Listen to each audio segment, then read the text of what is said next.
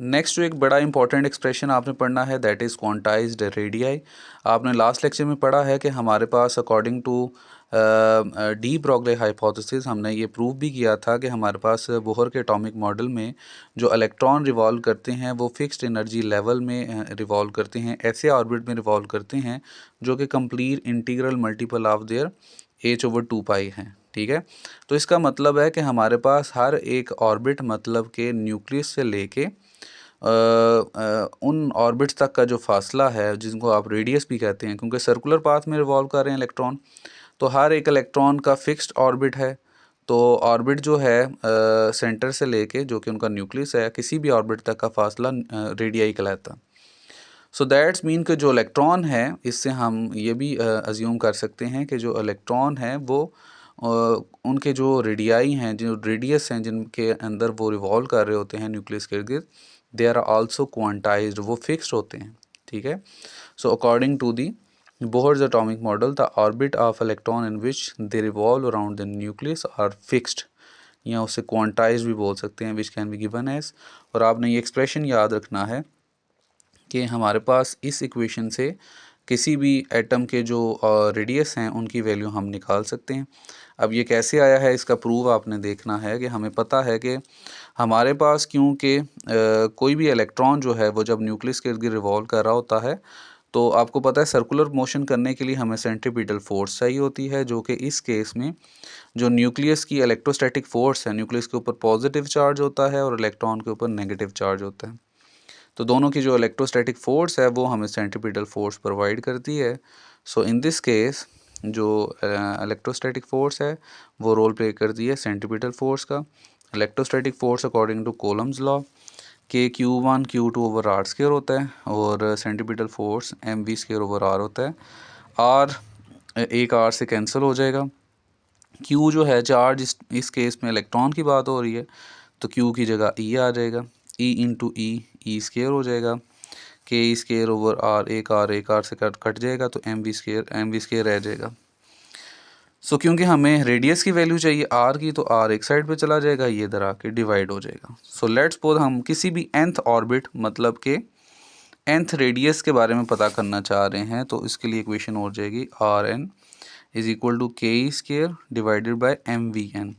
We n से मुराद वो वेलोसिटी है, वो स्पीड है जो कोई भी इलेक्ट्रॉन nth ऑर्बिट मतलब के जो रेडियस आप फाइंड करना चाह रहे हैं उस रेडियस में रिवॉल्व कर रहा है, क्योंकि रेडियस के चेंज होने से वो इलेक्ट्रॉन की जो उस ऑर्बिट में जो स्पीड होगी वो भी डिफरेंट होगी। जिस तरह सन के इर्द गिर्द जो प्लैनेट्स हैं अपने अपने ऑर्बिट में रिवॉल्व कर रहे हैं।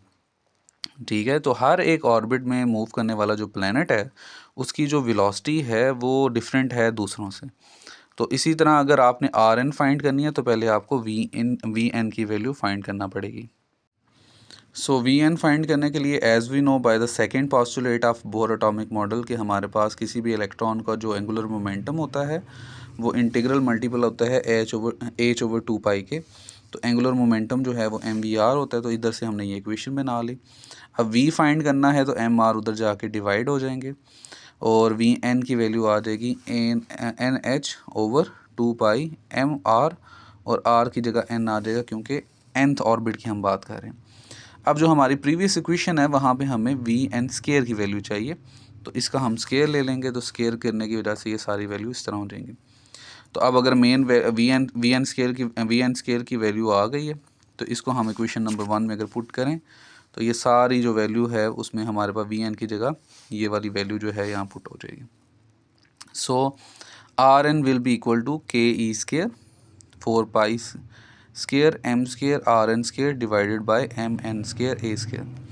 अब ये आर एन स्केयर, ये आर एन 1 है, ये कैंसिल हो जाएगा, इसकी जगह 1 रह जाएगा। आर एन हमने फाइंड करना है तो ये इधर डिवाइड हो रहा है, इधर आके मल्टीप्लाई, और ये मल्टीप्लाई हो रहा है, इधर आके डिवाइड हो जाएगा।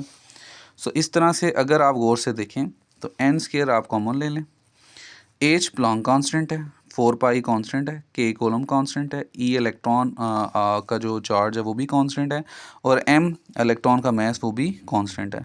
तो जब आप इन सारे के सारे कांस्टेंट की वैल्यू पुट करेंगे तो आपके पास आंसर आता है 0.053 नैनोमीटर, या इसको आप कर सकते हैं 0.53 एंगस्ट्रॉम। एंगस्ट्रॉम मतलब 10⁻⁻10।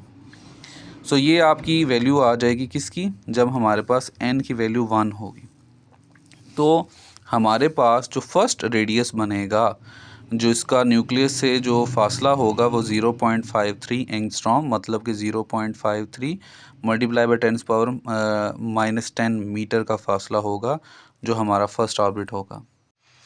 इस तरह अगर आप सेकंड रेडियस की वैल्यू निकालना चाहें तो हमारे पास सेकंड रेडियस के लिए हमारे पास जो n की जगह 2 आ जाएगा, तो 2 का स्क्वायर जो है वो 4 हो जाएगा। बाकी सारे की सारी वैल्यू क्योंकि कॉन्स्टेंट्स सेम है तो वो ही आ जाएंगे। अगर आप फर्स्ट ऑर्बिट को R0 बोल दें उसके रेडियस को, मतलब कि जो R1 था फर्स्ट रेडियस था जिसकी वैल्यू हमारे पास ये आई थी, अगर उसको R0 बोल दें तो सेकंड जो होगा वो 4R0 होगा।